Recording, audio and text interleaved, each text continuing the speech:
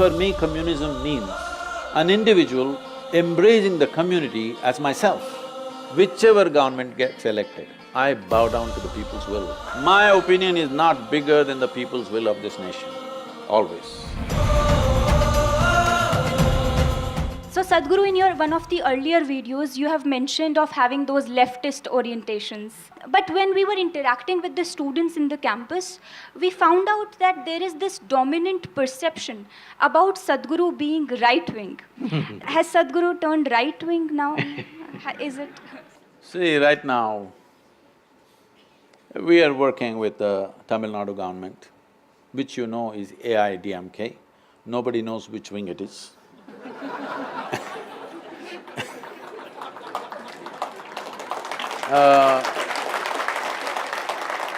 We are doing a lot of work with Andhra Pradesh government.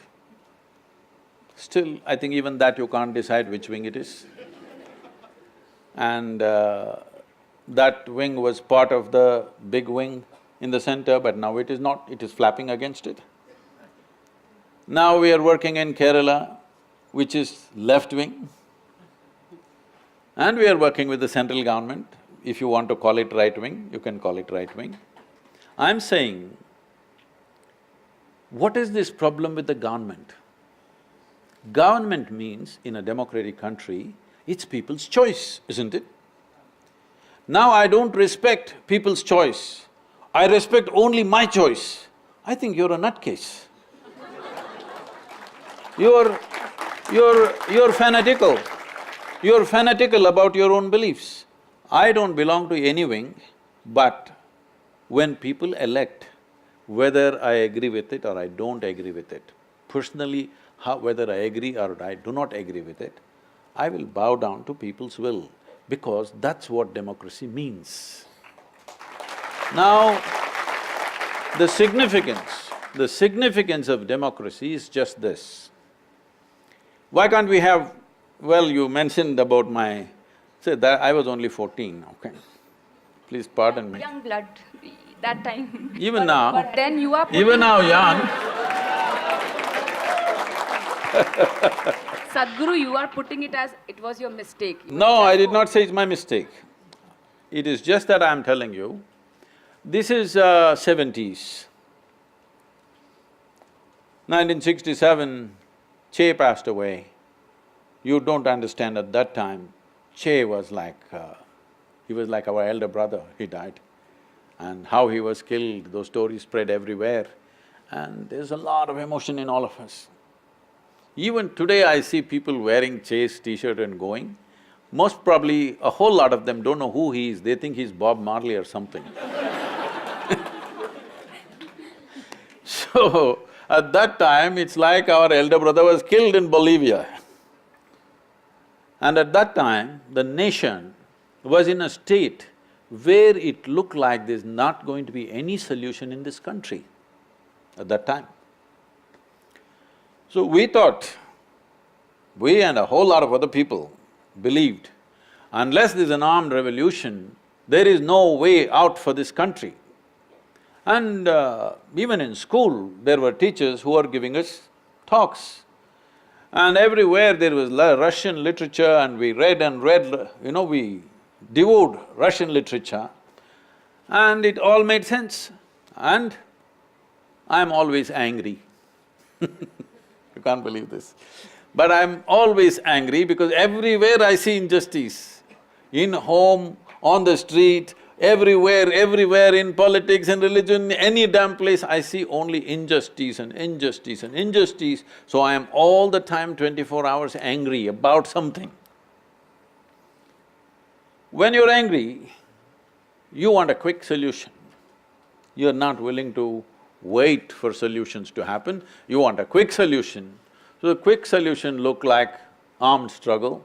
These were the heady days of Charu Majumdar and Somalu in the south. Well, we were fired up by that.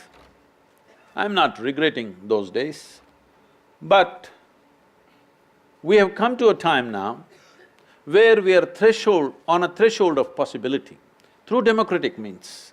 Never before this has happened in the world, I want you to know this.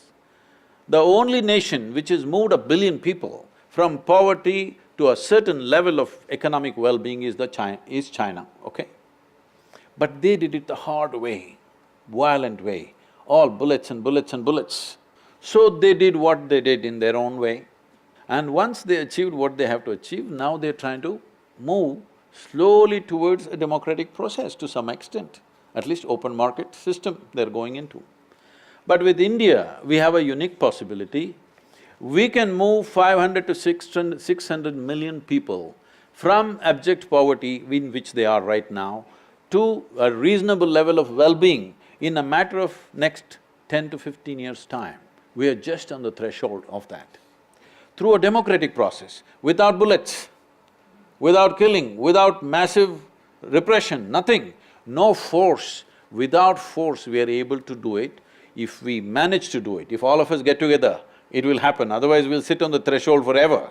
Right now, there is a possibility we can cross the threshold. I think we must make that possibility a reality because never before any nation, anywhere, has moved 600 million people from poverty to reasonable well-being in a matter of 1 generation. It's not happened anywhere. We can do this in this country for the first time.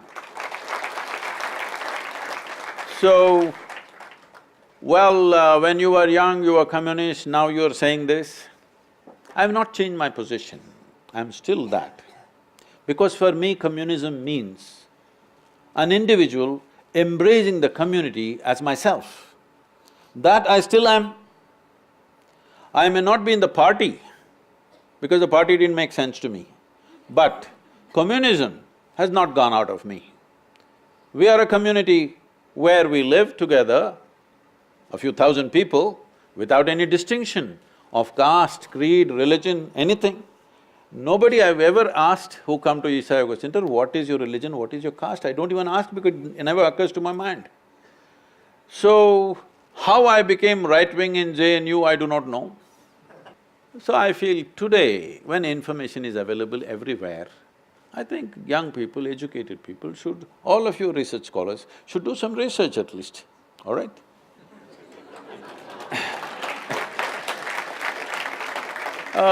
Just making wild conclusions about somebody whom you have not even met, this I've seen everywhere, especially in this country. This doesn't happen anywhere else in the world, this is what I'm seeing. In this country, people who have never met you seem to know more about me than I know about myself.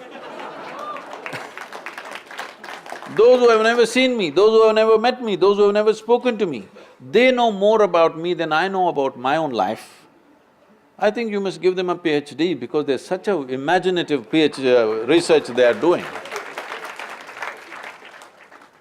So I'm working with governments. I will always work, let everybody know this. Whichever government gets elected, because I bow down to the people's will. My opinion is not bigger. My opinion is not bigger than the people's will of this nation, always.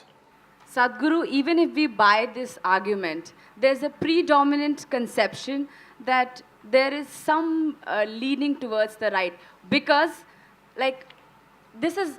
Did you feel this is high time? This is high time to galvanize votes for 2019, that the Youth and Truth campaign? See, if I give a call, I don't have to go university to university. If I give a call, any party will get substantial vote, okay? But I will tell you this, my daughter comes and asks me, which party should I vote? I won't tell her. I tell her, you need to think. She is an artist. So I tell her, you need to think, what's good for you and people around you? Maybe not good for me, it doesn't matter. What's good for you and people around you, for your community of artists, whatever, you must vote for that party, not what I say. In the… in the yoga center and everywhere I go, people ask, Sadhguru, whom should I vote for? I said, I will not take the step of destroying democracy. Because if I give a call and let's say 10 million people vote, have you not destroyed democracy?